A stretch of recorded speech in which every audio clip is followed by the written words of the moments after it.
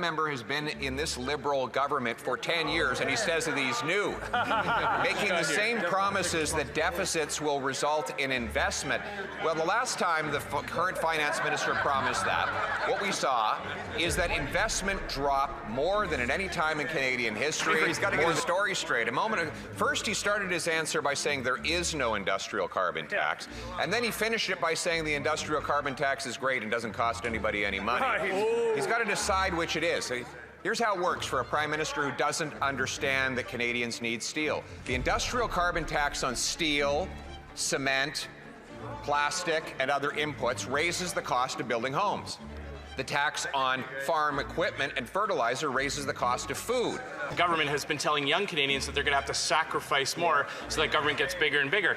They even try to deny that their hidden taxes on food makes life more expensive. They call those hidden taxes imaginary. Let me tell you, the farmer that has to pay the industrial carbon tax on his new equipment or on the fertilizer he buys has to pass those costs on to Canadians, and food prices go up as a result. The carbon tax on farm equipment and fertilizer is just imaginary, or maybe they can write imaginary checks to pay for them, Mr. Speaker. But it's not just the industrial carbon tax that's driving up food prices, it's also the Liberal fuel standard. When truckers take the food from farms to factories to grocery stores, they can't tell Revenue Canada that those taxes are imaginary. They have to pay that extra 17 cents a litre.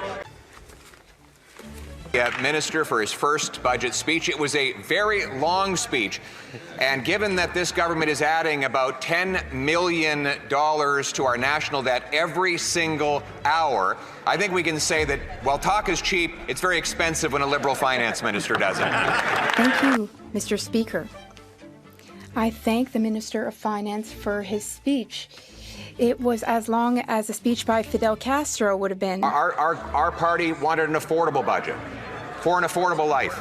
And on behalf of all the Canadians who can no longer afford to eat, heat, or house themselves because of Liberal inflation, we Conservatives cannot support this costly Liberal budget. Apparently, the Prime Minister is still under the misconception that Canadians don't use steel. You remember that interview when he told CTV, he asked the CTV interviewer, "You don't use steel, do you, Steve?" Well, of course, farmers use steel in order to produce their food, in order to store their grains. Processors use steel in the apparatuses of their conveyor belts. It is twice as expensive as any other budget, and it makes generational debt. And speaking of sovereignty, what about food sovereignty, Mr. Speaker? The Prime Minister's budget increases taxes on food production, with the industrial carbon tax on farm equipment, fertilizer, storage bins, and food processing plants. He's avoiding the question like he helped Brookfield avoid taxes. Yeah. When he imposes higher taxes on Canadians, they have a right to know if this Prime Minister still has money in offshore tax havens. I'll give him one more chance. This Prime Minister is on track to be the most expensive in Canada's history. The only ones cashing in on it are bankers. Interest payments on the national debt will cost Canadians $55 billion this year. That's more than this government spends on healthcare and more than it collects in GST. The Prime Minister claims that Canada is in a strong fiscal position. Then why are families having such a hard time making ends meet? Home ownership is virtually impossible for young people. Why are 2.2 million Canadians lining up at food banks every month? Fortunately, I'm not proud at all of the figure I'm going to cite. 2.2 million Canadians have to use a food bank. That's the Liberal track record.